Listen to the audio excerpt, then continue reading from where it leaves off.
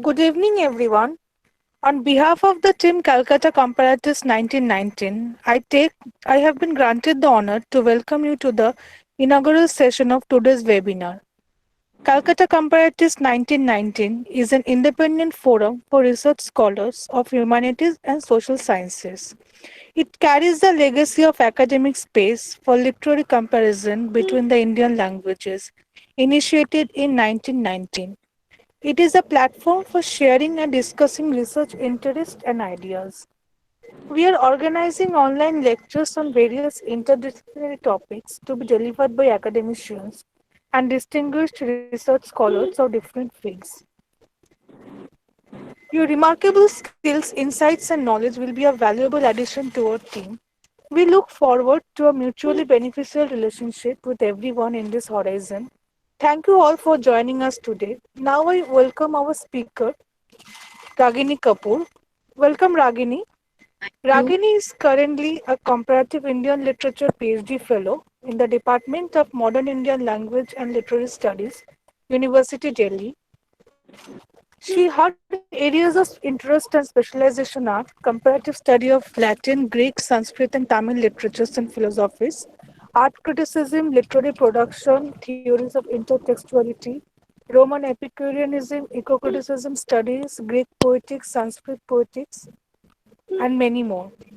Ragini is a comparative Indian literature PhD fellow, and being a fellow, she has participated in many national and international conferences in India. Her papers have been published in books by Bishwabhavati Research Center, Pune, India. She has been working on Sanskrit poetics and Greek poetics since the past 5 years. Currently, her research project involves to reconceptualize eco-criticism by studying Kalidasa's works and Sangan poems. Ragini, thank you for joining us today. It's a pleasure to have you, Amit sir. I now Thank, hand over the mic to you, and she will be talking on comparative study between Sanskrit and Greek poetics. Ragini, you can start now. okay, And thank you once again. thank you so much for the kind welcome. I want to thank Pratim, you, and the entire team of Calcutta Comparatists. So I'll start with my talk. So basically, I'll be talking about Sanskrit poetics and Greek poetics. I hope I'm audible enough. So I'll be categorizing my talk on the basis of four categories, which will include introduction and conclusion, which has to be first introduction, of course, then meaning of Sanskrit poetics and Greek poetics, and so basically what they mean. And I'll be focusing in this talk mainly on the concept of rasa, which highlights Sanskrit poetics, and the concept of catharsis, which highlights Greek poetics. And then I'll gradually move on to conclusion, because without going into much depth of the difficult concepts of these two poetics.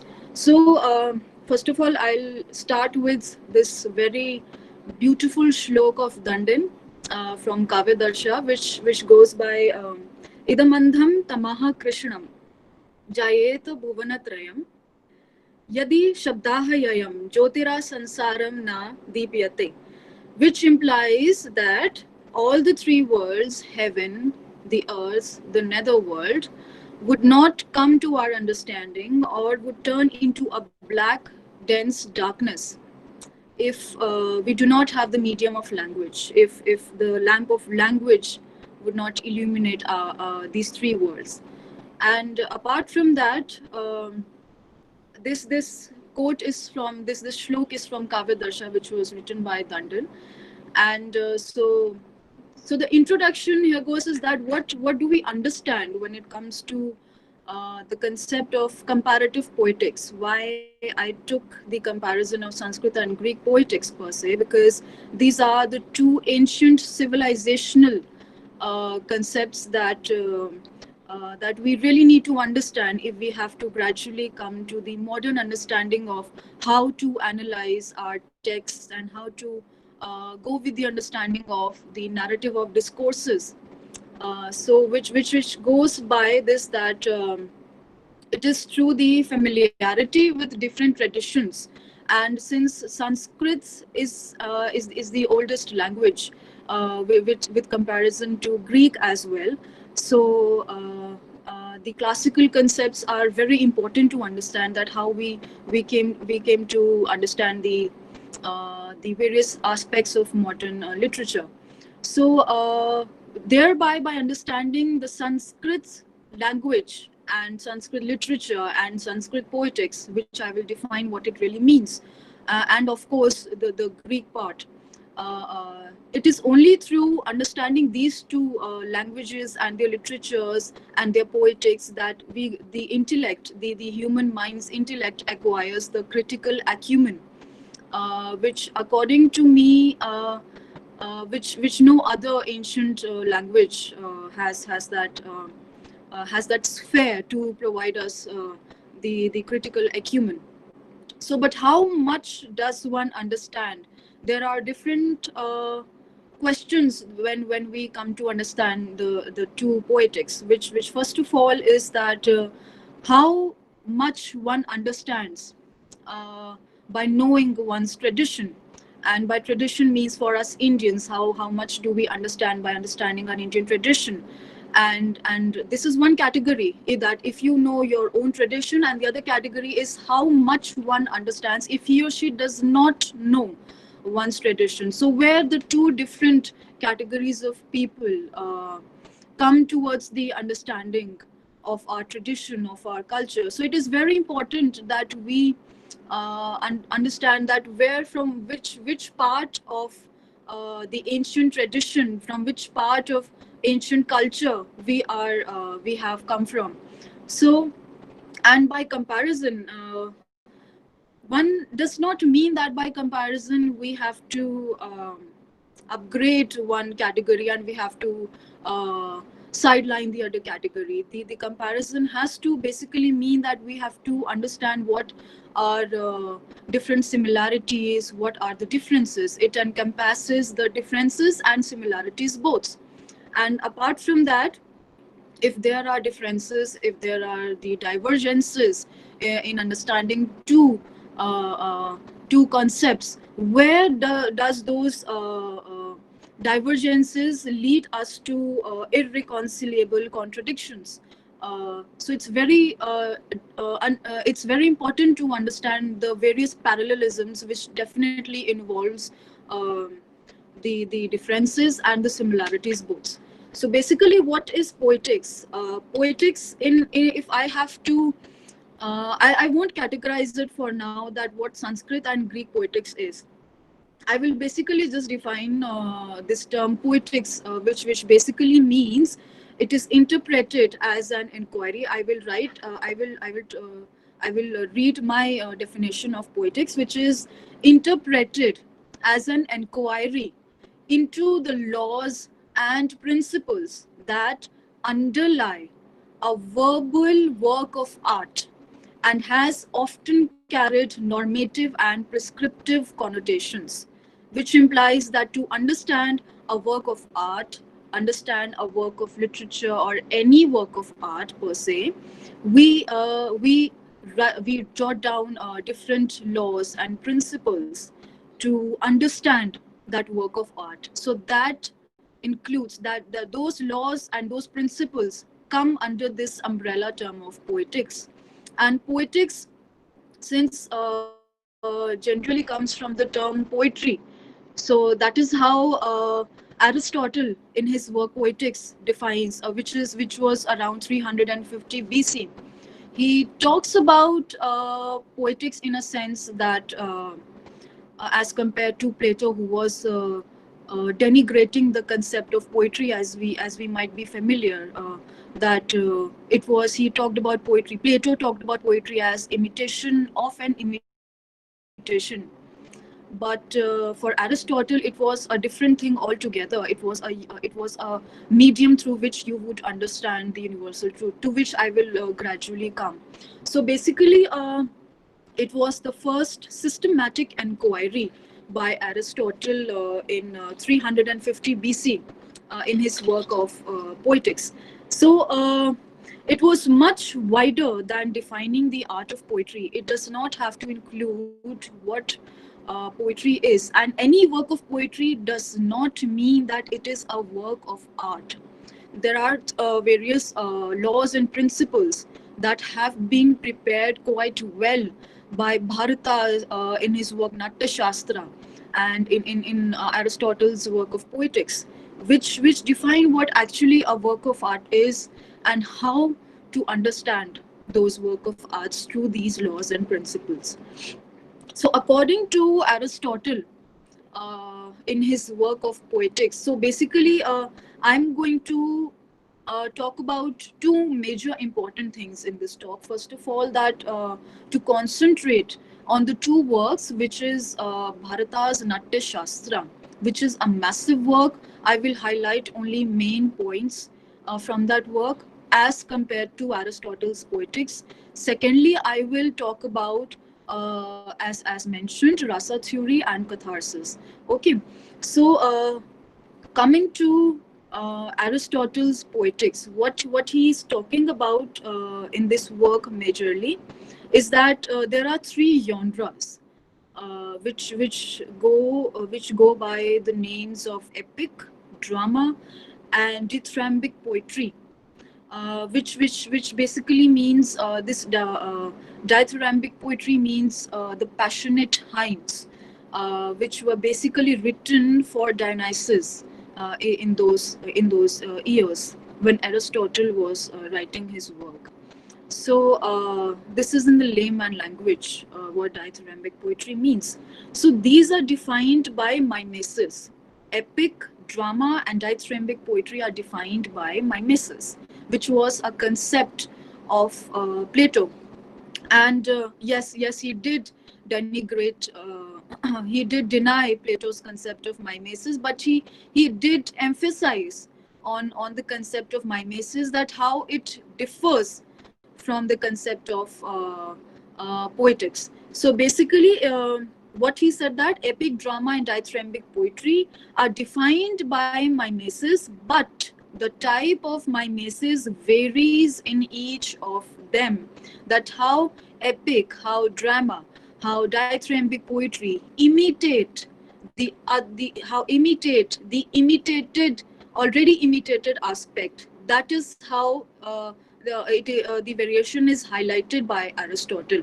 So there are different types of mimesis in these three categories when he starts with his work. So poetics also is how a literary work, as in becomes a piece of discourse which possesses certain characteristics which make it a literary work. So why a literary work is a literary work? Why every work is not a literary work? So there's a difference.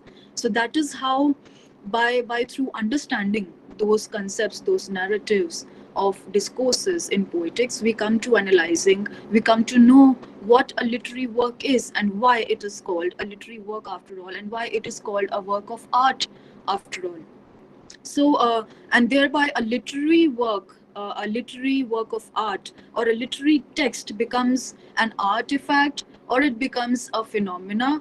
And phenomena, as in it comes into the category of modern scientific poetics, and as an artifact it comes under the category of semantic poetics, which is highlighted by post structuralists of 21st century, which is an another area which I'm not going to obviously talk about. So Aristotle's it is definitely, the poetics is a set of principles to analyze and understand a literary work. All right. So now Aristotle's poetics is formalized.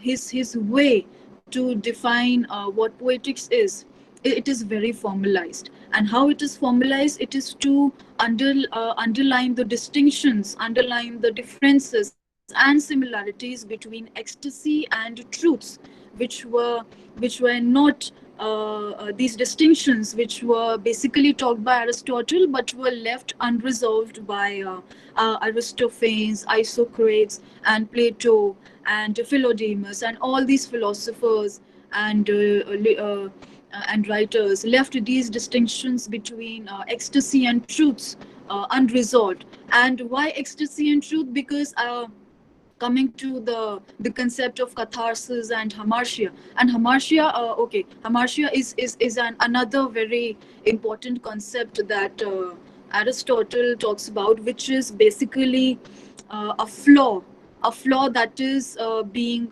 understood, a flaw that is being recognized of a tragic hero or a heroine. And you somehow relate with that flaw, because it becomes a common attribute that you have a flaw. So that concept of hamartia, and then tragedy, and how through tragedy you come to an understanding of feel related to the characters, and then you feel the release of emotions. So that is what basically catharsis is, that the release of emotions is being talked about. So now when we come to the I'll talk about in detail. This is just a basic introduction. So poetics in Sanskrit is evolved out of dramaturgy. Dramaturgy, which implies that which Bharata has talked about in his work Natya Shastra. So we can say that poetics is coming from Aristotle in Greek language, and in Sanskrit it's coming from Bharata's concept of dramaturgy. It has evolved out of dramaturgy, and it is a conceived drama, and dramaturgy is basically again the set of principles. And dramaturgy, he has talked about that the synthesis of all arts is how the dramaturgy becomes a universal umbrella term, an umbrella term for art, which encompasses all the arts, and it is a synthesis of all arts. So thereby, coming to this concept, we gradually come to an understanding of Indian aesthetics also, which is also included in Bharata's Natya Shastra, to works of Bhamaha, Dandin, Vaman, to Anandavardhan, and to Abhinav Gupta. And gradually coming to the basic concept of rasa, it is not an inferred identity, but experienced within our hearts. So we all of us, there's a very important message that is flashing. Okay, so it is not that through senses that we come to an understanding of a very very ecstatic experience. You need to understand it through your some feelings, that you come to an understanding through your heart. So your senses won't be enough to understand what the suggested meaning of a literary work of art, or I'm sorry, a literary work of art, or a set of plays that you are watching. So you need to experience this through your hearts. And that rasa, that ras, Hindi word ras, is all about experiencing that again, a beautiful ecstatic experience. And how do you reach that beautiful experience is through dhwani. Dhwani is again a set of principles, a suggested a principle which you gradually follow to reach that ultimate goal of rasa, which in Greek poetics is catharsis. And the effect of rasa depends on the function of suggestion, and that function of suggestion, I said, is dhwani. Only through that function of suggestion, that is dhwani, you come to understand rasa. So that is what Bharata is talking about in his work Natya Shastra. And suggestion is that suggested meaning. I won't say it is a metaphorical meaning, but it is the hidden meaning. It is through various stages. It is the tear of meanings, and when you understand those tear of meanings, you finally reach to that level, to that stage when you understand what suggested meaning is. But only through that you somehow do understand while you are reading. Like I am reading some text, so you do understand the context, what the author, what the poet is talking about. But it is up to you, it is up to your analyzation, it is up to your understanding, that you trace those various tiers of meanings to reach that suggested meaning, and then thereby experiencing that catharsis, or the suggested meaning, which is called rasa. You experience rasa. So both Bharata and Aristotle, both in their works, Natyashastra and Poetics, espouse theory of imitation in the context of drama, which is eminently applicable to poetry.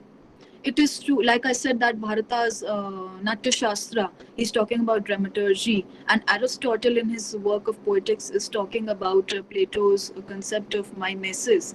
Uh, so, thereby, through dramaturgy, you are eminently come to this understanding of the application of poetry. So, dramaturgy leads to the understanding of poetry. That is what these people have. I'm sorry, not people, but literary giants have talked about in their works.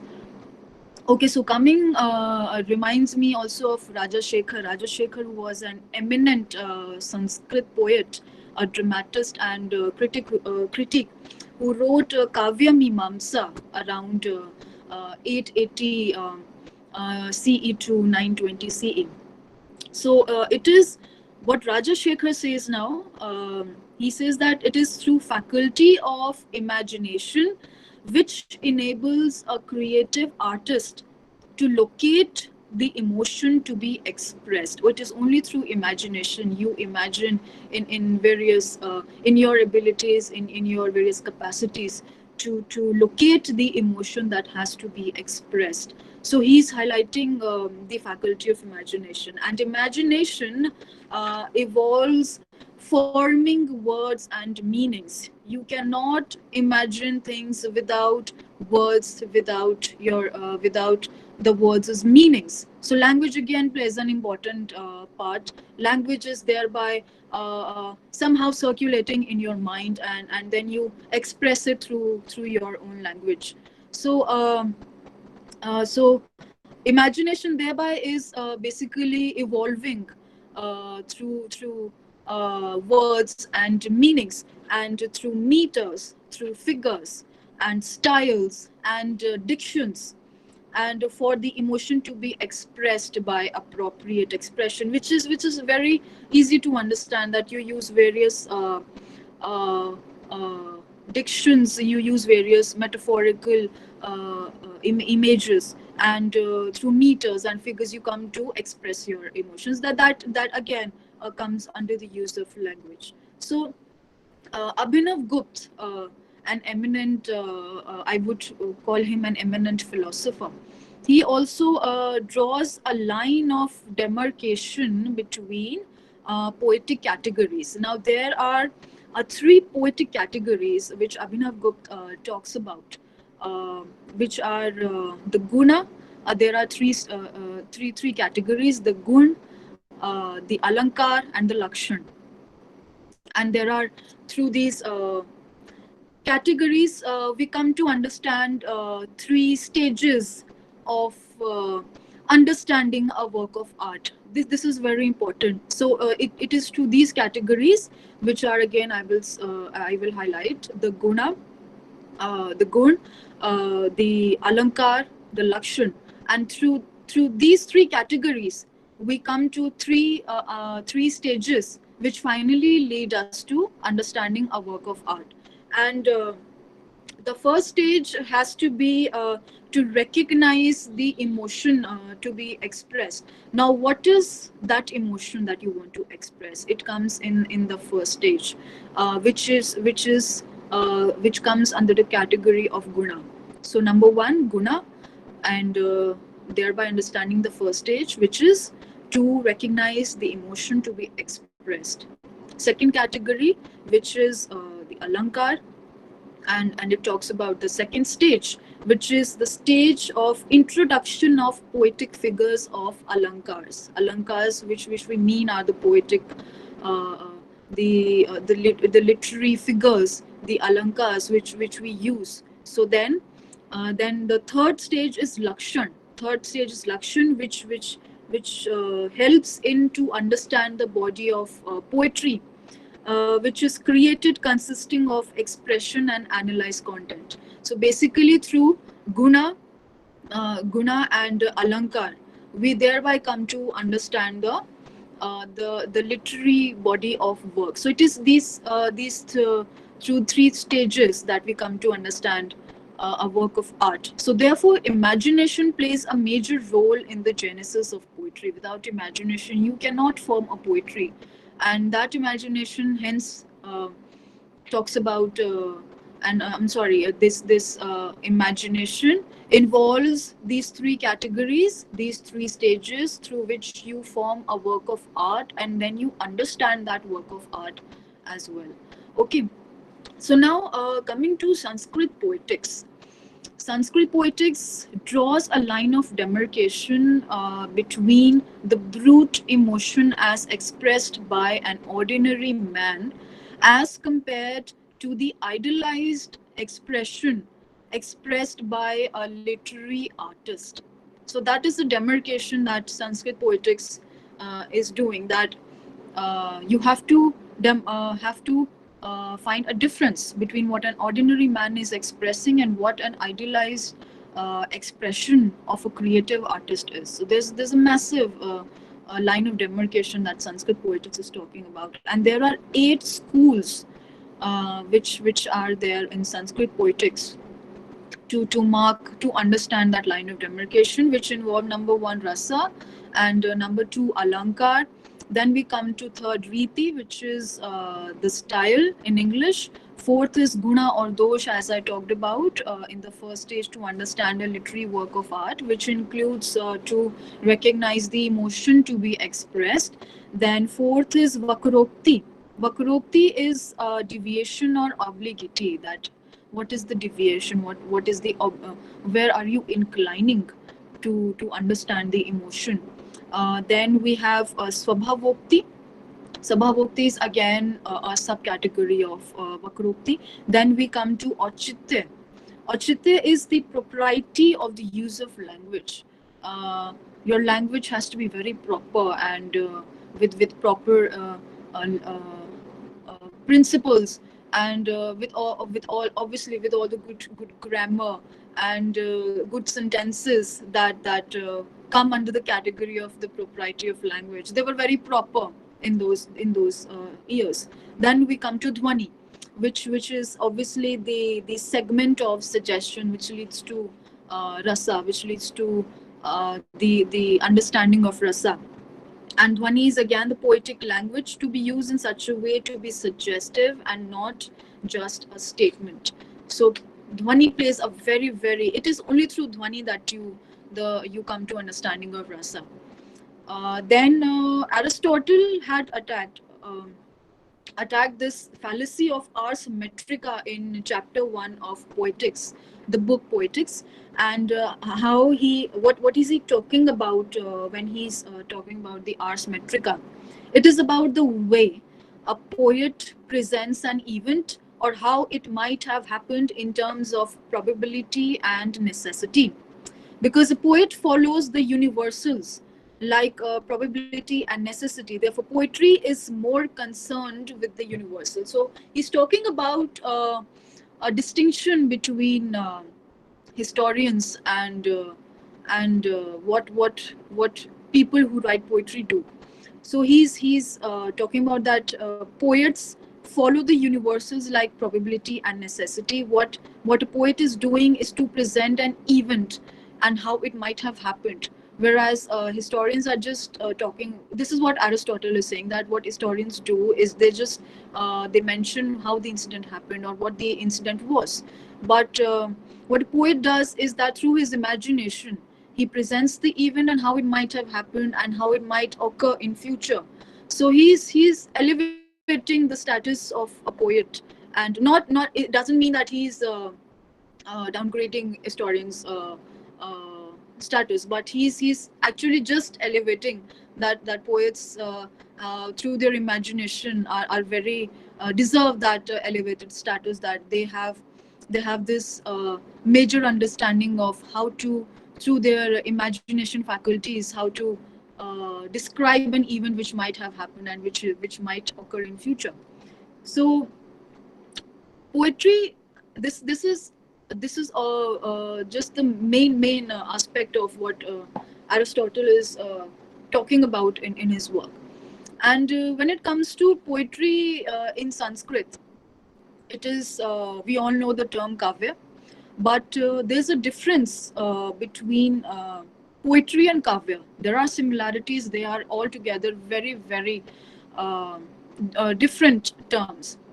So what kavya is not, what kavya should not be, when the plot of the narrative holds our interest and furnishes our delight rather than a mood or suggestion. You just feel delightful by reading a work of art, or by reading a section of poetry or reading a literary text, but you are not feeling that you're not feeling that emotion, that suggested meaning. You're not coming to an understanding to that suggested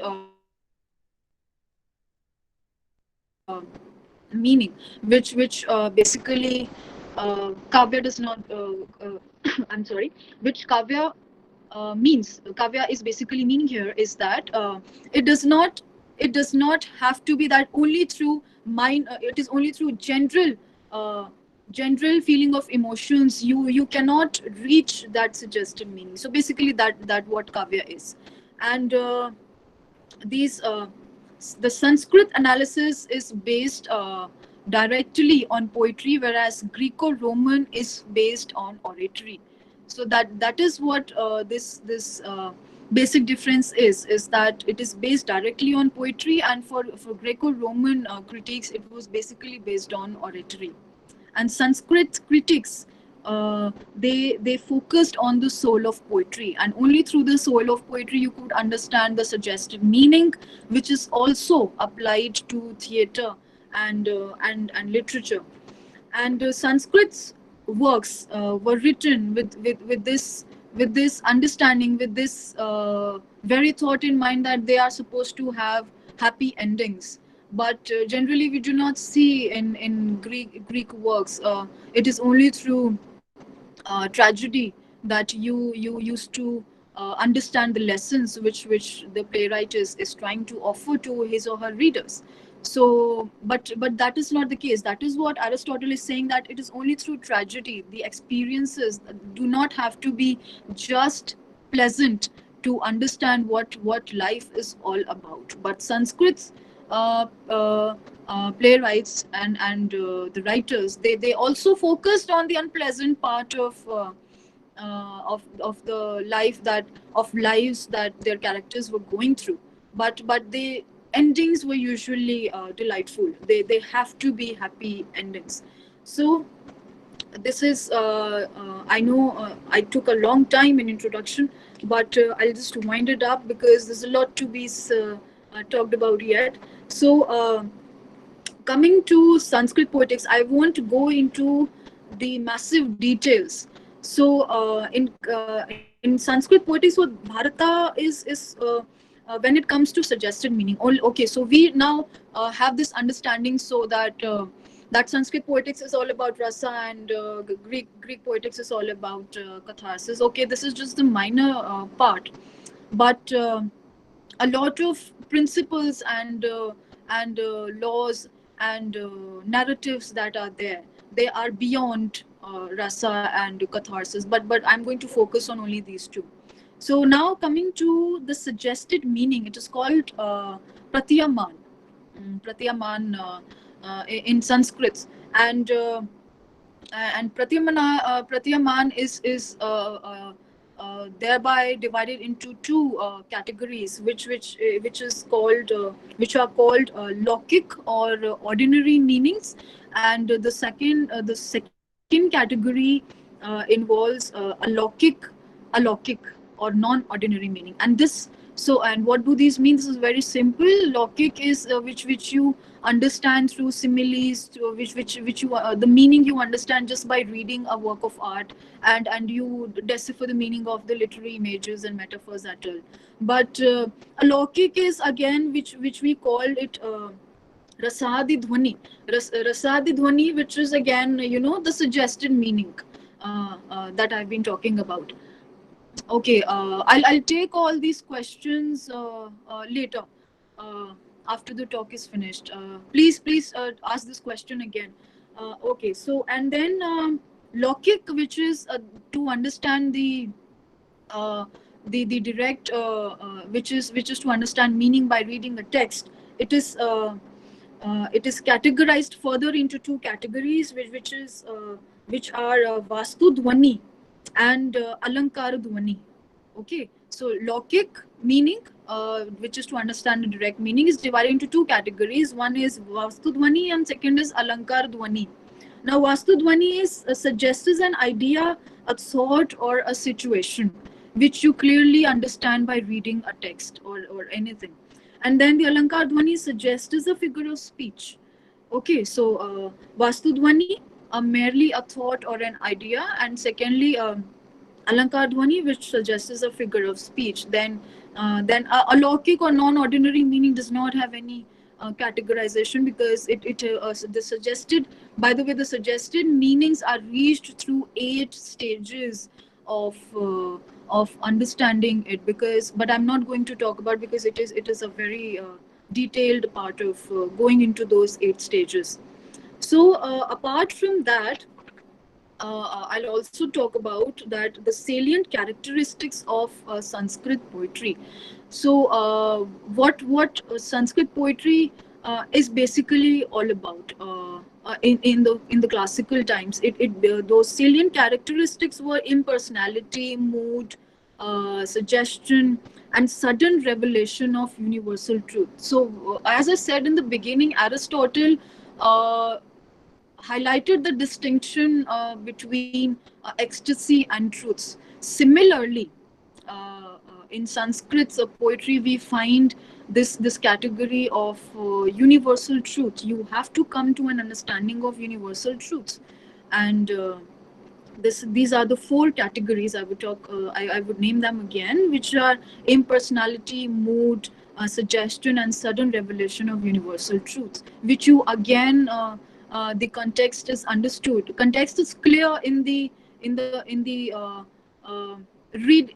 mere reading of a text. You understand the context, what poet is, what a writer is talking about. But through those 8 tiers of or 8 levels of um understanding those 8 tiers or levels of reaching that meaning of rasa, that is what is important in Sanskrit poetry. They follow those various difficult uh, those difficult laws that we still struggle with to understand.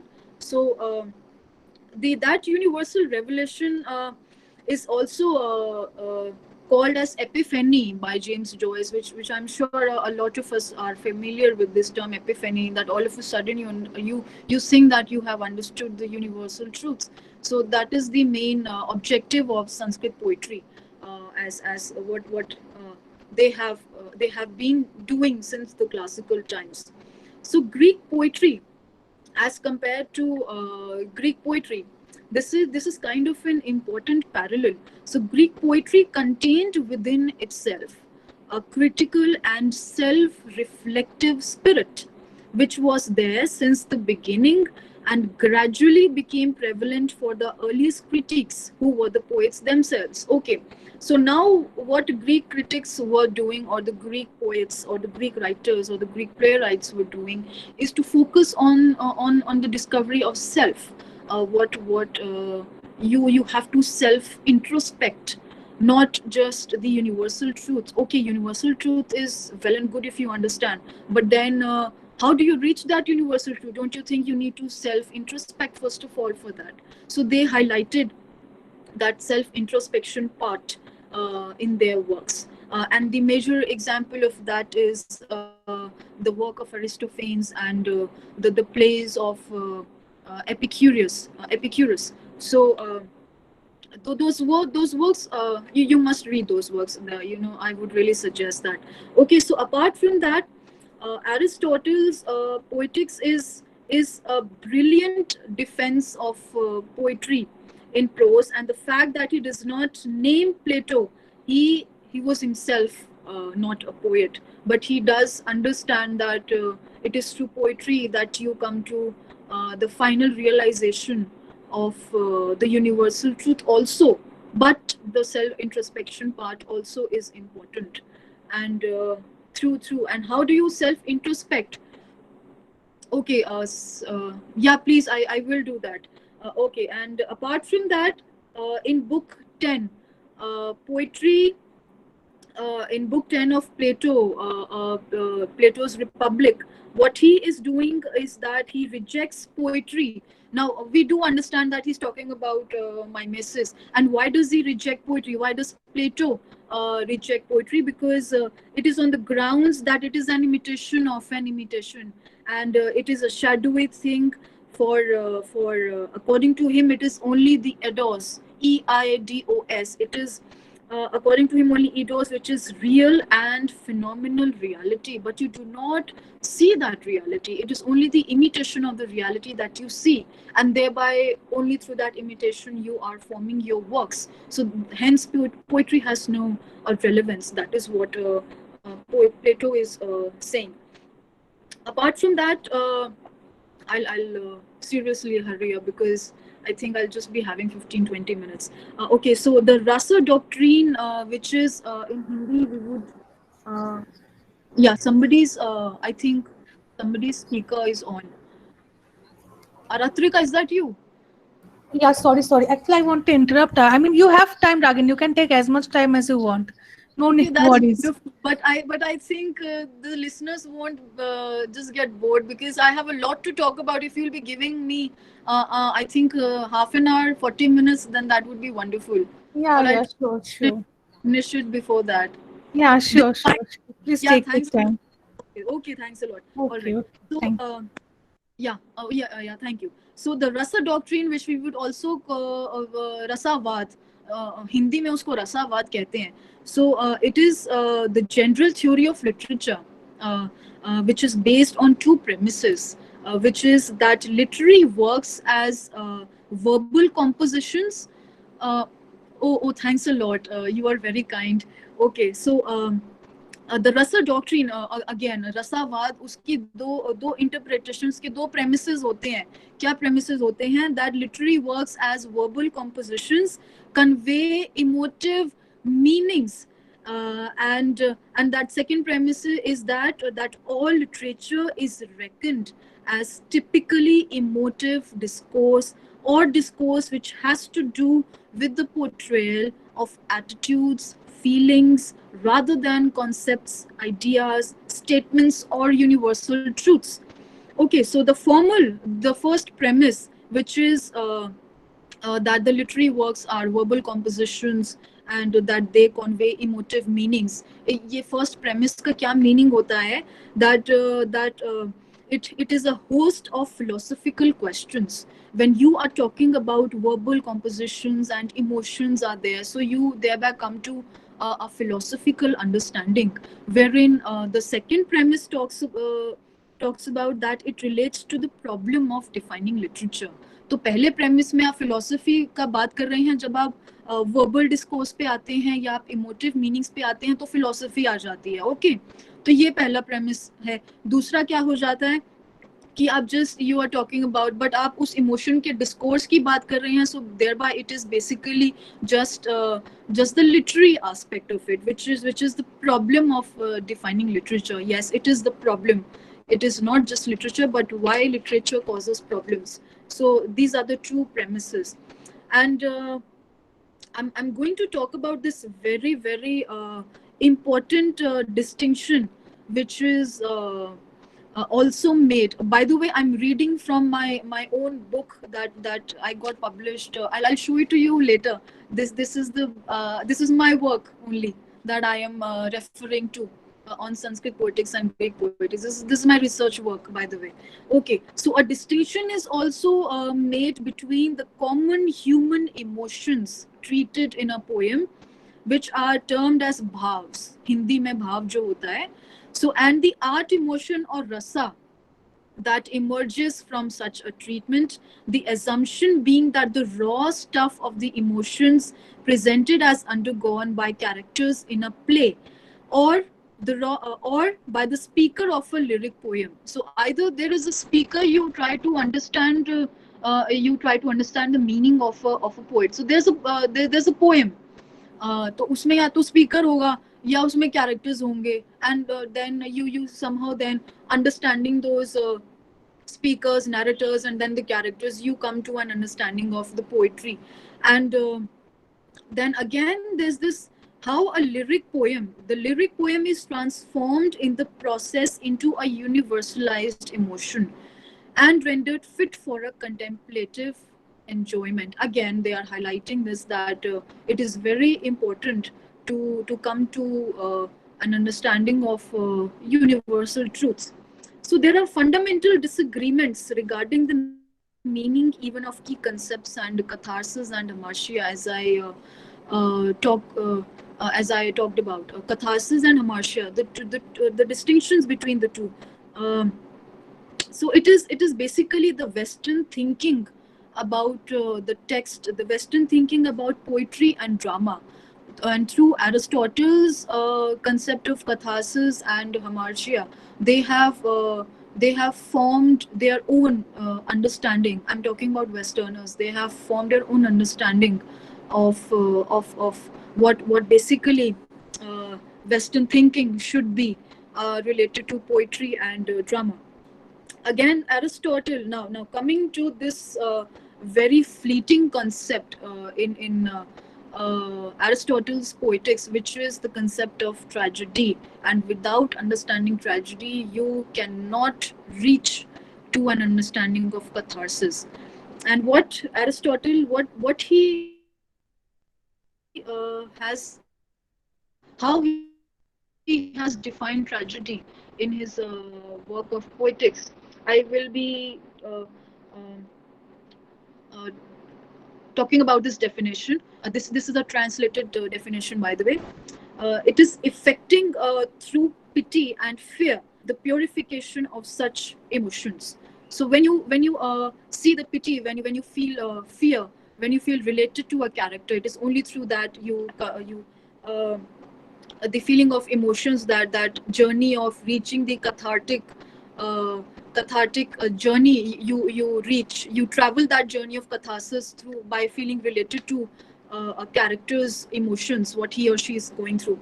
So it is reckoned that catharsis brings relief in the form of pleasure. You feel that pleasure, obviously. So what Aristotle, I will also quote Aristotle again. This is very important. This is translated because I cannot talk in Greek here. So the Aristotle's quote, it's very important. I'll read it. The emotion the emotion which affects some minds violently exists in all, but in different degrees. Example, pity and fear, and also enthusiasm. For some people are prone to this disturbance, and we can observe the effect of sacred music on such people. Whenever they make use of songs which arouse the mind to frenzy, they are calmed and attained as it were healing and catharsis. Necessarily, precisely the same effect applies to those prone to pity or fear, in general, any other emotion, and to others to the extent that each is susceptible to such things. For all there occurs catharsis and pleasurable relief. Where just uh, coming to just the generalized understanding that you feel related to the character, that is what he's basically talking about in all these elongated sentences.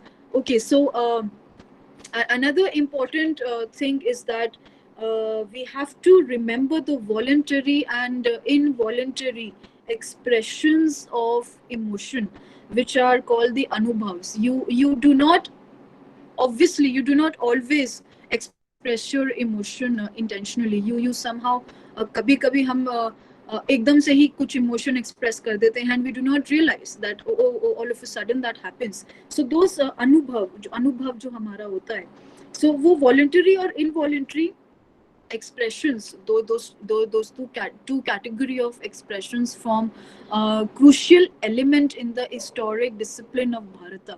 The emotion which is experienced by the poet is very very private. Okay, I'm sorry.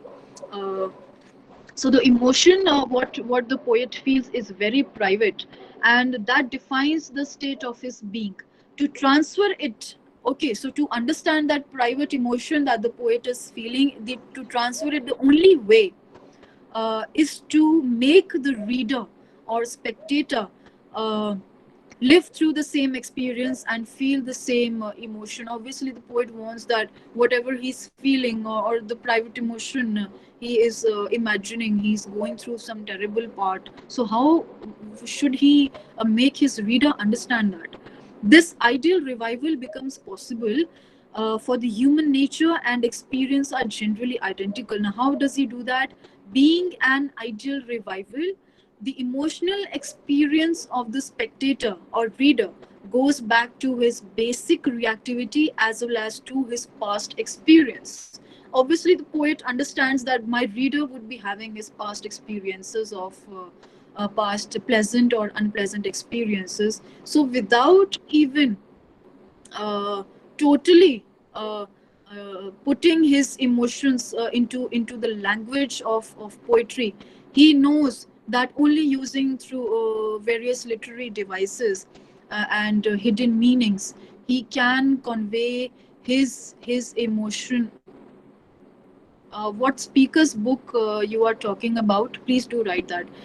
Okay, so it is through the language, through that metaphorical. By the way, this is my research work. It is still this is my research work I am reading, and the published copies haven't been arrived yet. They are in the process. It is on the way to getting published, and I will share it with you. I will do that. Okay, and yeah, so it is through the language. The poet has this in mind that my reader and the spectator, as in, if we talk about the playwright, he knows that he or she will understand my language, and then again you have to make efforts to understand his emotions. And other part is that is very important, again, is that has to be stressed, that in order to make sense of the notion of catharsis, of pity and fear, Aristotle did not uh, consider emotions as bad things in themselves. Okay, we think that emotions are bad, that we should not feel emotions. It is the emotions are making us weak. But no, according to Aristotle, emotions make you a strong being, and even if you express them through language, through various devices, through various laws, through various principles, then I think you are the what Aristotle was saying, that you are a wonderful being if you are able to express your emotions. So you should not feel weak if you are talking about your emotions. So he's more reasonable and has a sophisticated view of emotions. And I would also talk about what is the intimate link between virtue and emotion, and that intimate link is talked about in Nicomachean Ethics by Aristotle. I will quote what he is saying. Again, a translated version of, I'm sorry, again, a translated version of the quote. For example, this is from Nicomachean Ethics. For example, fear, confidence, desire, anger, pity, and engender pleasure and distress can be experienced in greater or lesser degree, and in both cases wrongly. Okay, so to feel them, to feel these emotions at the right time, in response to the right things, with regard to the right people, for the right reason, and in the right way. that is the mean and the optimum, which is the characteristic of virtue. So somehow, to express those emotions, you need to find right people, but you do not know who the right person is. So but if you do understand that, then you somehow have that virtue, that you need to find the right person at the right moment, at the right time, to express the right emotion that you are have been waiting to express to the right person. So this is in Nicomachean Ethics. Just a general quote, because I thought it would be very important to understand the Greek part of poetics. And Aristotle, in his work, also in poetics, is also recognizing the imagination faculty, but nowhere does he discuss its importance in poetry, poetic creation. Okay, he's generally saying you have to imagine, and that's it. You just keep on imagining, and that's how you write your work. But how you do that? How that imagination faculty is leading you to the creation of your poetry? He's not talking about that. So it's just the highlighting of the principles. And but as compared to Bharata's description of drama in Natya Shastra is the common view of all schools of Sanskrit poetics. And many Renaissance theorists sought to reduce literature when we come to Renaissance. And many theorists in those times, in the Renaissance times, sought to reduce literature to theological or moral allegory. Okay, so theological and moral allegory. Only in these two categories the Renaissance writers highlighted their works. I'm sorry, they categorized their works. On the other hand, Indian poeticians emphasized the delectable nature of art, and while discussing the function of art, they give morality a subordinate position.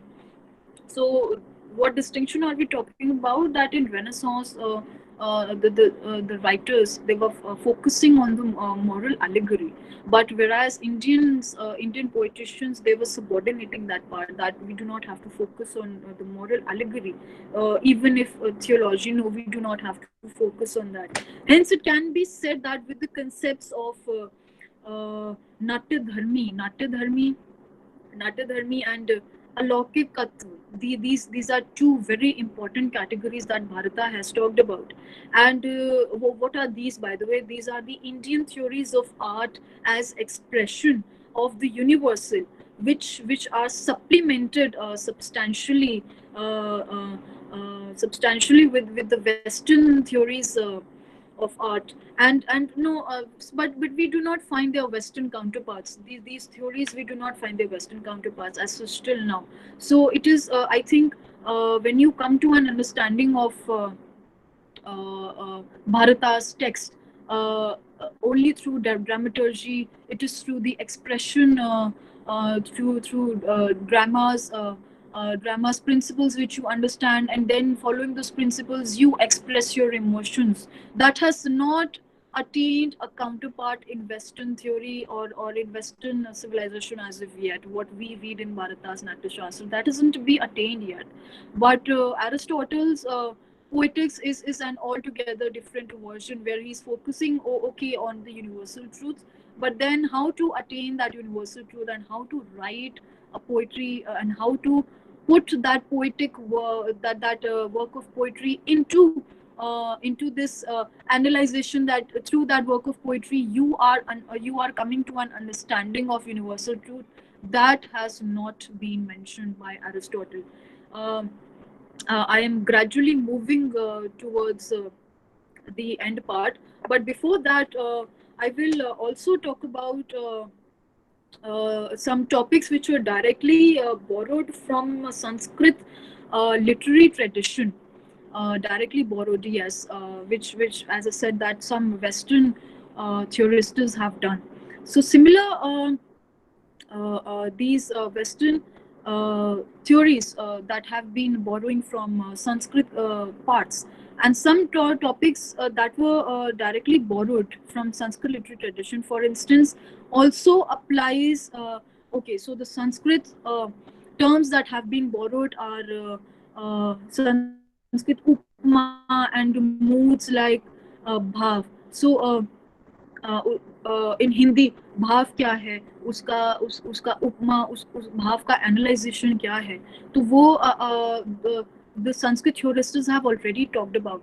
But the same terms have not have any Western counterparts. So they have just simply borrowed these concepts and have given their own terms in different languages, but they have not invented their own concepts as compared to the Sanskrit terms of bhav and upma. Upma. I would say that the adjectives or the adjectives that are being applied to a particular character, so or to a particular work of art. So these adjectives upma and bhavs have not have any Western counterparts yet, so they have been borrowed. That is what I'm trying to say. So thereby the importance of poetic figure has also been recognized by the Western aesthetics. Poetry illustrates and embodies its impressions and by images or imagination of the objects with which it treats the poetic figure is to be adored in a poetry, and it allows the reader to enjoy the actions and feelings, etc. So poetry has the connection with the world of emotion, and it has power to produce imaginative pleasure. So but I would uh, say that there's also a difference between Western aesthetics and Indian aesthetics, which is another very profound category of understanding Sanskrit poetics and Greek poetics. So the Indian aesthetics, as regards to poetry diction, maintains that the greatness of a poetry. This is what Indian aesthetics is talking about. That the greatness of poetry depends on the power of the poet, the power of the poet to employ magical phrases that are in a position to gather many meanings around them. So Indian aesthetics involves that we have to focus on the language, on the various literary figures that are used to reach an understanding of the truths, to understand the rasa. And such content and expression in poetry are to be used that bring out the implicit and enabling the refined experiencer to perceive the genius of the poet. Obviously that's true. So if you use different phrases, and if you hide the meanings in different tiers of the language, then the poet is obviously appreciated. But what does Western aesthetics is talking about? That it also it gives emphasis, it gives importance to the employment of the magical phrase in poetry. Western aesthetics is also doing that, which casts an enchantment on the whole texture of language. But the magical expression in poetry collects many meanings around it, and it's incapable of getting replaced without any substantial loss of charm, but it gets replaced by another expression. Then such replacement makes the poet say something different rather than what he actually intended to say. So what is the difference here now? That we are saying that it is through language in Indian aesthetics that you come to the appreciation of a poet or a writer. But Western aestheticians are not saying, okay, they are focusing on the language, but they are not focusing on the appreciation of the poet. They are only focusing on the language, and through language they mean that they have to attain the meaning of the universe. I'm sorry, to understand the universal truths, or what they are basically talking about, the meaning. That is what the Western aesthetics is talking about.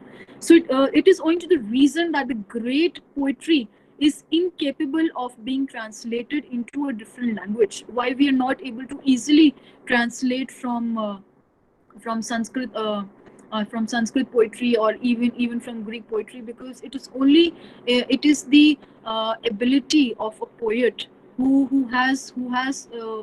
through Sanskrit and Greek language has ably formed, has ably kept the meanings hidden in the Sanskrit and Greek language of the poetry. It is not through translation that you would easily understand. The best of translations cannot really lead you to the understanding of the suggested meanings that the Sanskrit and Greek poets are talking about. So you basically have to somehow, sometimes you have to understand the language, you have to learn the language itself for that part. And this implies that the individuality of a poet's experience is incapable of getting transferred from one language to another. Maybe it is only when the poet or the writer is ably well learned, is well aware, is well acquainted with the different principles of two or three languages, that he may define, he may be able to describe what he is talking about in his work. But the meaning, if you are reading a Sanskrit work, if you are reading a Greek work, you cannot really shift that actual meaning. And by actual, I am talking about the suggested or the hidden meaning. You cannot really understand it by translating. It is only the logic meaning that you can get, as I talked about in the categorization of Pratyaman. So it is only through that you can understand only the direct meaning, but not the suggested meaning. That is what aesthetics is focusing on. So it is a perfect expression of experience, wherein poetry exists within the possibilities of language. This perfection is likely to go in translation, for there is no equivalent of one language in another. In poetry, in fact, there are two meanings always, symbolic and literal, as I have already talked about.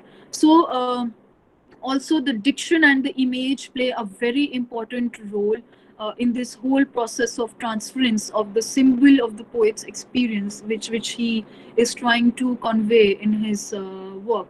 So but the neither but also that the phrases, various phrases that he is using in his works, and these phrases, I mean the figures, and nor the diction, these two categories, the phrases, the figures or the diction, they are insignificant in poetry. Why they're insignificant? But they do occupy a subordinate position, because the significant part is played by the suggested meaning in the end, which you have to understand. And this is the stand of both the Indian and Western aesthetics, that it is all right to understand the logic meaning by translation, but you ultimately have to go deeper to understand the various tiers of meanings that are tied by the poet himself. You understand the context, but the context gradually leads you to the suggested meaning. And those 8 schools that I talked about also play a major role to understand the suggested meaning, that involve three phases.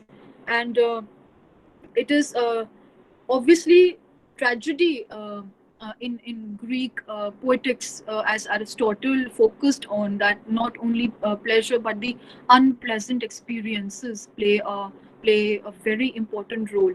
And tragedy is an imitation of an action that is serious, complete, and a certain and of a certain magnitude, in language embellished with each kind of artistic ornament, the several kinds being found in separate parts of the play in the form of action, not of narrative.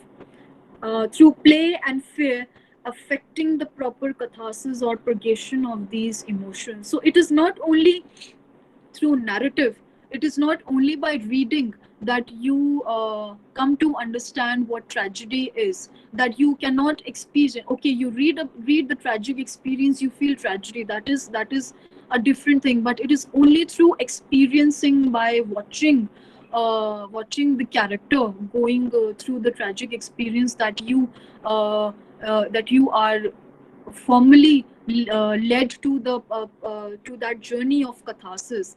That catharsis can be by reading, or by watching somebody in pain, but you should feel related rather than distancing yourself from the character. So that is very important, and it excites the tragedy excites the emotions of pity and fear in the spectator himself.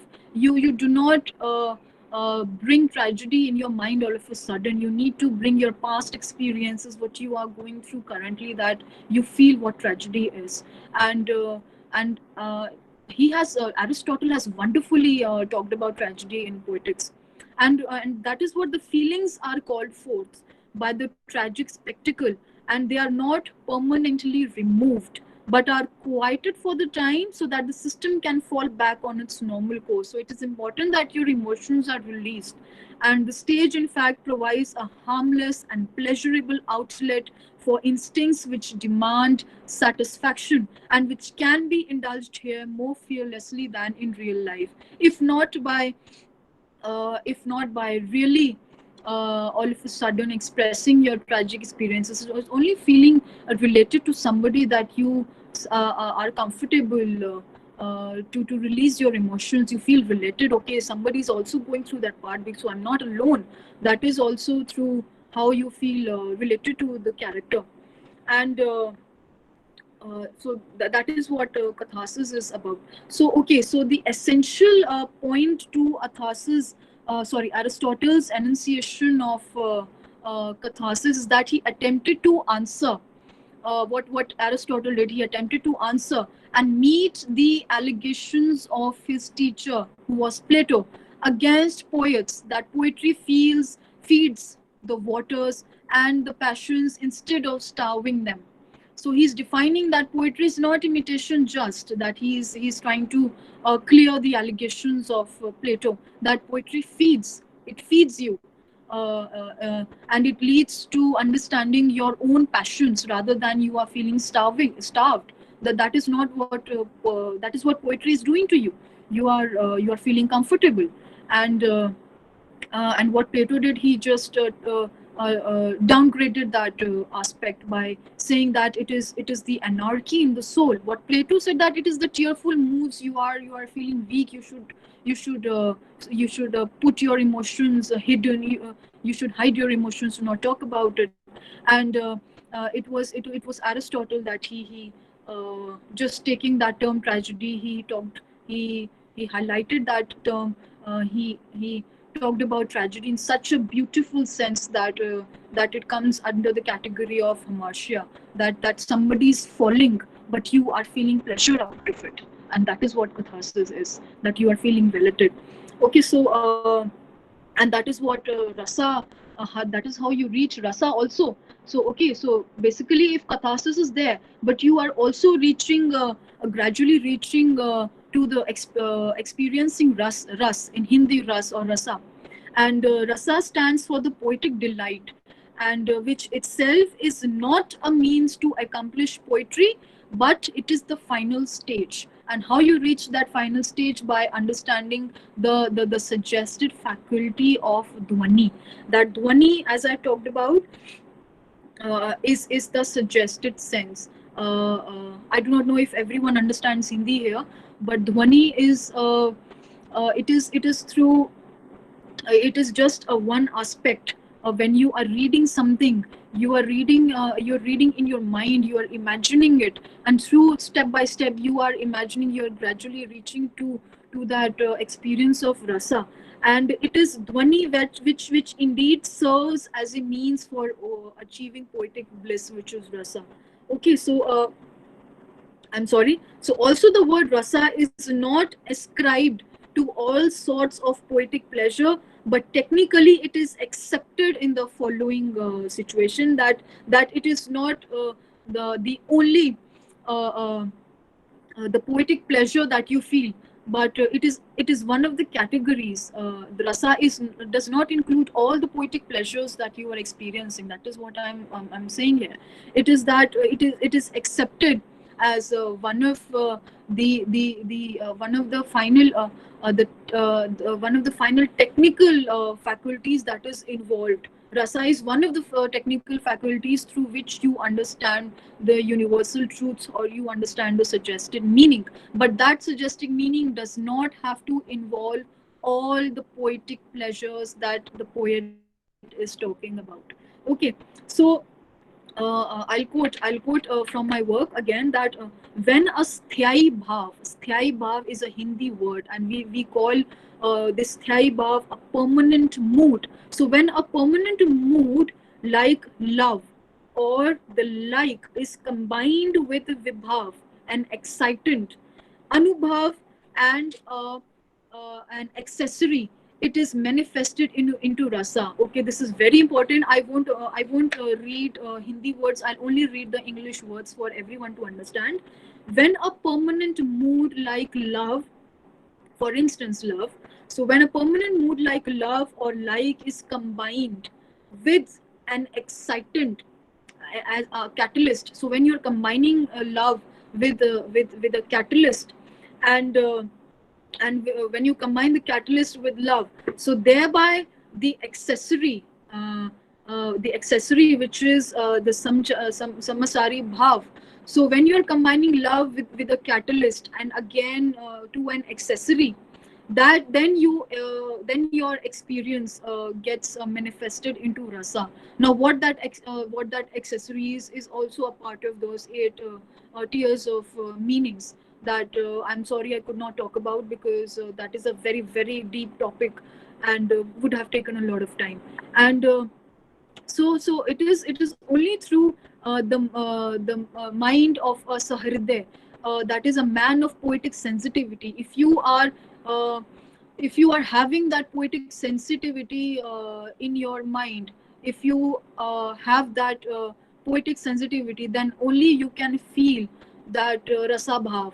And how you achieve that rasa bhav? When a permanent mood which we call love, or if there is a likeness, so that one permanent mood involves is being attached to a catalyst, then that it becomes accelerated to the final point of achievement. So then you various it is only through that catalyst and the accessory of that catalyst that you achieve that rasa bhav. Okay, so finally I would like to conclude. I have to, because I think it's already 1.5 hours, and it's a lot. I missed a lot, but I think I highlighted the main points. And okay, so Aratrika, I'll be okay. What is the catalyst here? Catalyst here is I would mention that word in Hindi. वो catalyst को हम कहते हैं विभाव, VIBH. Okay, I'll answer all these questions after my talk. Let me conclude. So basically, uh, yes, Aratrika. Yeah, hi. Am I audible? Yes, you are. Yeah.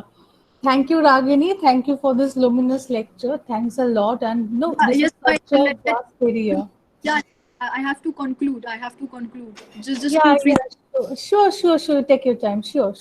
2 3 sentences, not Yeah, more than yeah, that. yeah. Okay. Yeah. Um, so basically it is tethered to the idea of emotional relief of catharsis or rasa. It constitutes a greatest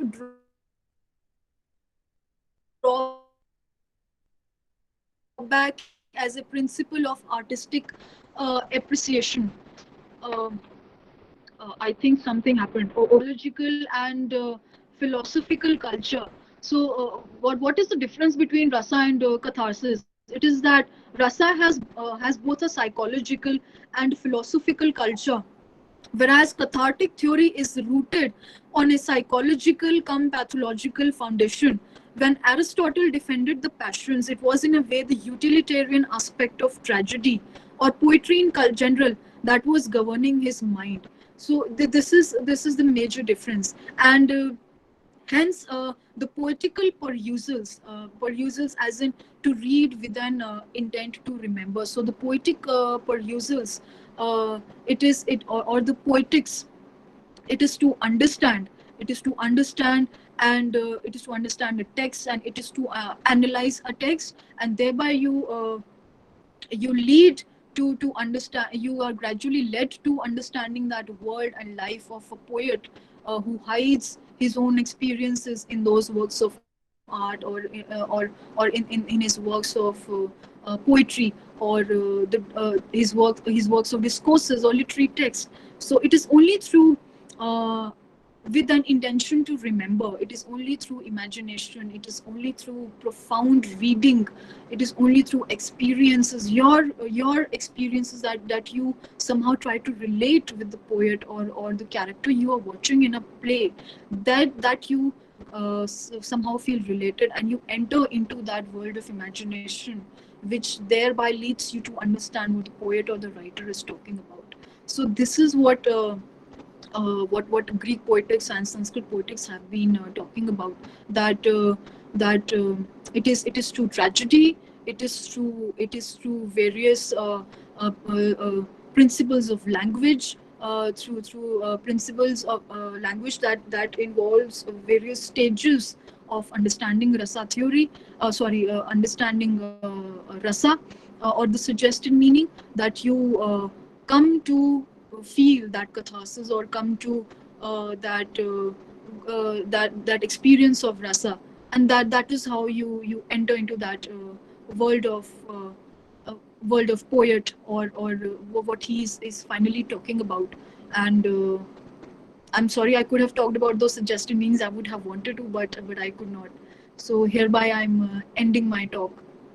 So I hope it's somehow I was making my point clear, and if anything I missed in clearing out, please ask to me right now, please do that.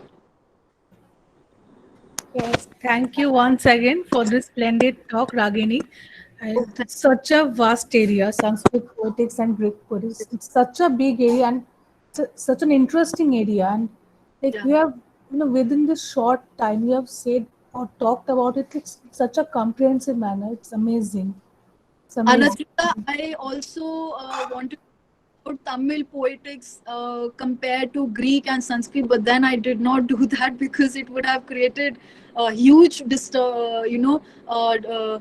confusions. Then I avoided that, but I had to keep in mind the time also, and I did not want to bore anyone. We can have another session for that. Would love to do that. Would love to do Yeah. that. And as a student of comparative literature in my graduation days, like I did from Jadavpur University, I did comparative literature BA, both Wonderful. BA, MA, and MPhil. And so we had a course on comparative study between Sanskrit and Greek poetics. All And right. it's like revisiting like the old days. And we have talked about such basic concepts. It's very important for the students of literature, especially comparative literature, to know about. It is very It is. important. It is. Concepts are really important. You have kind of rekindled enthusiasm Yeah. among us also. Thank you for that.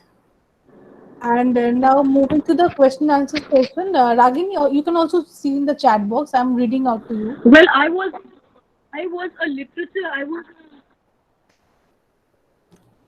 Sorry, I think there's some problem with the network. okay. I'll check the. Yes, Maybe, I think something is going on now. yeah, I'll maybe you can check just the switch off messages. the camera and then maybe. All right. I think Shamisri asked the first question. So Yeah, I'll just head over to the top. And her question was let me find it. yeah. Can you please explain Guna and Lakshana? Okay, Guna. No, I think the first question is could you please, who is Deblina has asked, could you please repeat the definition? What definition, please tell me, are you talking about?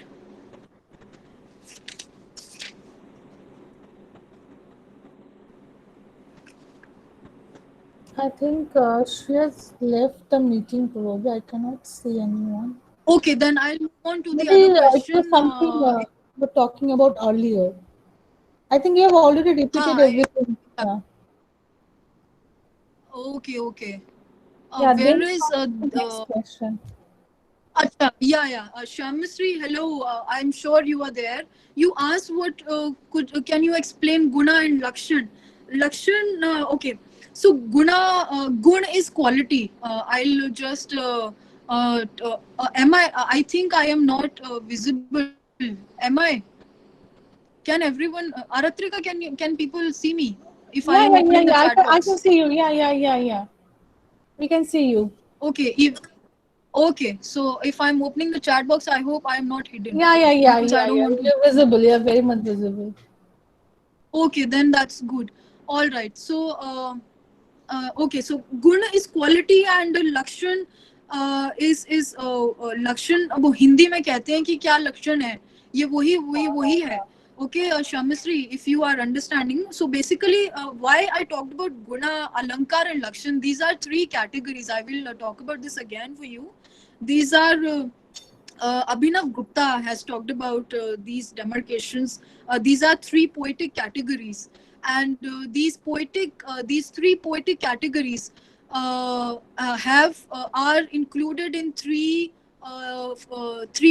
phrases, and through those three phrases we come to an understanding of rasa, and that involves a lot of imagination. You need to imagine a lot for that. Okay, so guna is to recognize emotion that is to be express. वो गुण जो होता है उस गुण का if you understand Hindi, so गुण is the quality. Okay, so what quality are you trying to express in that work, in the poetic work or the literary text? First of all, you have to understand that is what guna is. As simple as that कि कौन सा गुण आप कौन सा quality आप बताना चाह रहे हैं. It is tragedy, it is a moment of happiness, or whatever it is. And second stage involved the stage in second is the introduction of poetic figures. Alankar is through various alankars through which you use in your language to frame that quality. तो उस quality को आप कैसे frame करते हो, कौन से अलंकार, कौन सी यहाँ अलंकार से वो वाले अलंकार नहीं है. It encompasses all the figurative speech figures, all the phrases. So how you use, how you include that quality directly or indirectly in those alankars, that is stage 2. And stage 3 is lakshan, which is finally what the poetic work, the work of art, what is the final work talking about, वो लक्षण होता है. उस एक जैसे कि हिंदी में कहते हैं कि इस टेक्स्ट का क्या लक्षण है, इस टेक्स्ट क्या कहना चाह रहा है. तो वो कहाँ से आ रहा है, वो हम उस how we are understanding that लक्षण part of that text, that starts from the good, that starts from the quality. Okay, so if you are talking about some tragic part, let's say that if you are talking about the tragedy, so you use various figures of speeches to frame that tragic quality.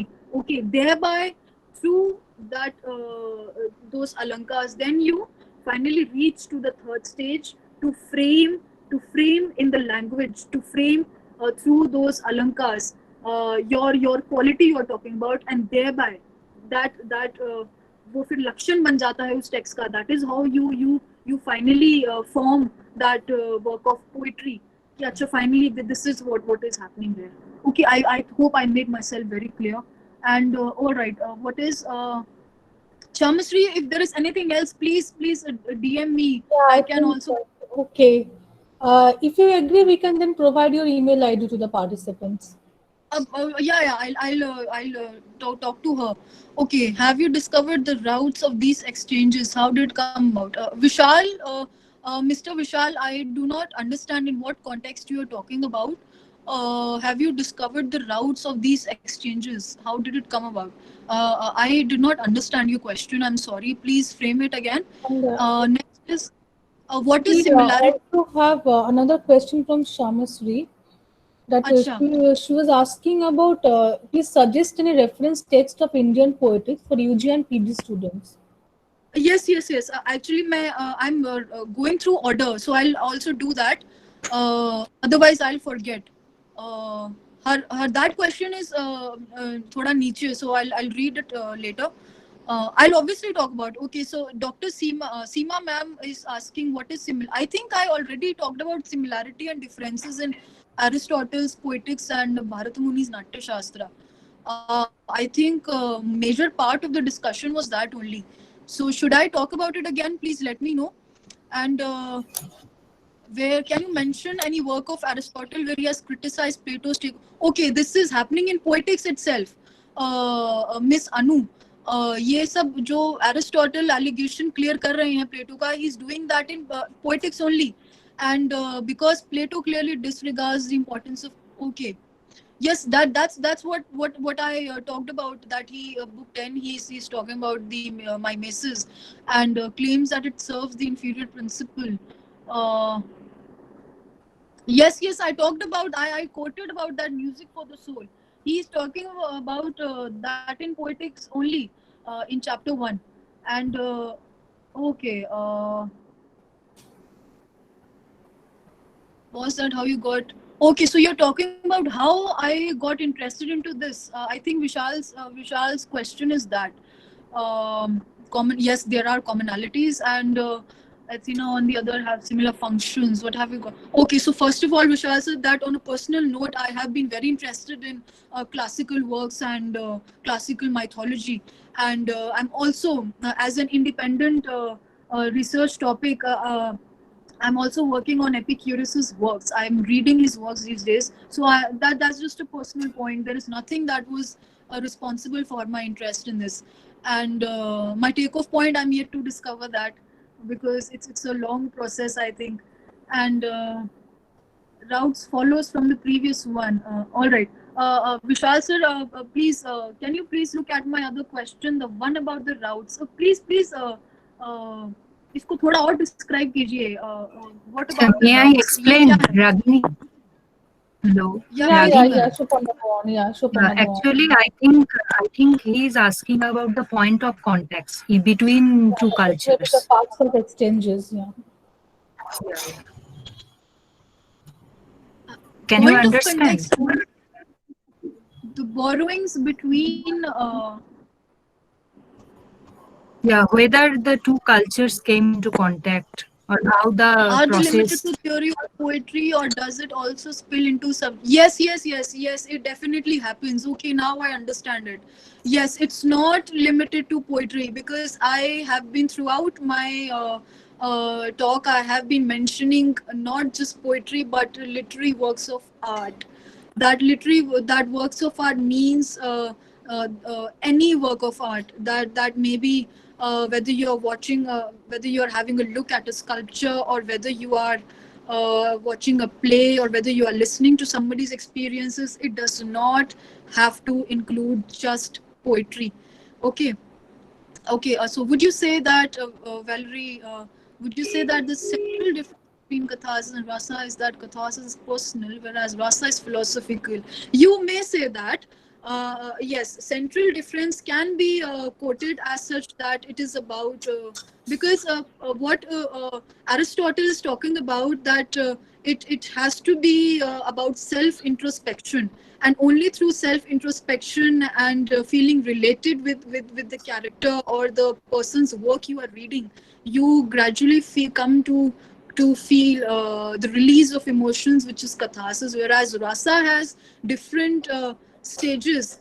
It is not just a one stage, it is different stages through which you come to understand what rasa is actually. And yes, rasa is philosophical, it is very much philosophical, and it is just one part that is philosophical. It is not entirely, but yeah, the one part is philosophical, the other is literary part, which is through reading, you to through. Okay, I think rasa is personal too, it depends on the. Yes, you may say that, but answering Valerie's question, it is definitely philosophical. It that is one aspect, that is what I'm saying. It can be personal also, you are right.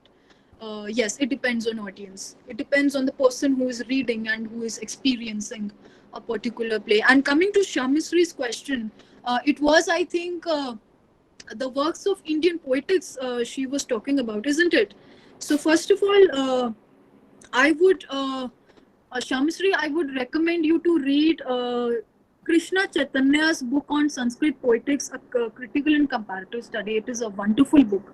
Please, please, I could write if it's, or I could DM you. One is that, and second is glimpses of Indian poetics by Satyadev Chaudhary. Second work is that, and if you want to go deeper into this concept of poetry, only the Indian aspect of it, then you can also refer to Dr. Kalipada Giri's concept of poetry and Indian approach. So I think I will mention 3 works, and there are others also. I will DM them to you. Okay. Can you please repeat the salient characteristics of Sanskrit poetry? Okay. So salient characteristics include mood, suggestion, and the literary. I would talk about the 4 salient characteristics of Sanskrit poetry, which are again the mood. What again the guna part. What is the quality? What the quality that is a poet or an author or a writer is talking about, guna. And then it is the suggestion. Then it is also the riti, alankar, and guna, and vakrokti, swabhavokti, auchitya, and dwani. So these are the salient characteristics for a proper Sanskrit poetry. I will repeat them for you.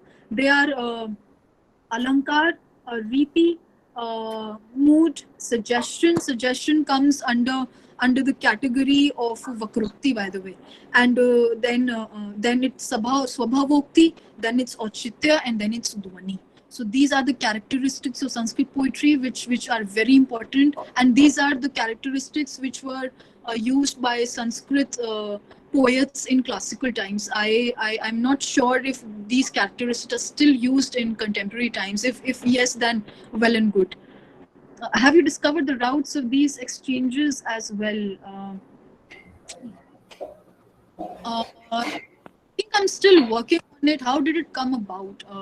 See, it is a history of 2 centuries. I'm sorry, 2,000 years. How did it come about? That I cannot really say. It's a major travel through see, the Renaissance was a major part when all these classical works were brought into again into a very important lens, into a lens of analyzation. Then it is only through Renaissance that people took interest in Indian and Western aesthetics and the classical works and okay. Any other question? I think I made myself clear in whatever possible way it was, and I do not see any other question. Aratrika, is Yeah. it all right? Yeah, there's, I think, did you miss this question from Vishal Gautam? As a literature student, I guess almost everyone comes across this realization at some point that Greco-Roman myth and Sanskrit myth are commonalities. For example, Yes, yes, I read that because I asked him to talk to please explain what was the take of. Yeah, I did answer this. actually, yeah, it's a very nice question. Actually, yeah, it's true. Yeah, Very Greek answered it. mythology and Sanskrit mythology are so very related. Okay, Swarnadeep. Okay, should I answer Vishal's question again? If you think I missed it, but I did answer it, by the way. No, okay. Maybe I'm sorry from my part. Okay. Okay, Okay, yeah, all there is right. So, one question from Swarnadeep. yes. As part of your research, are you only focusing on Sanskrit Greek literature? Have you looked into? All right, that's quite a good question. Yes, I am focusing. Oh, by the way, it's not just Latin. I am into Latin, Greek, and Italian, 3 languages.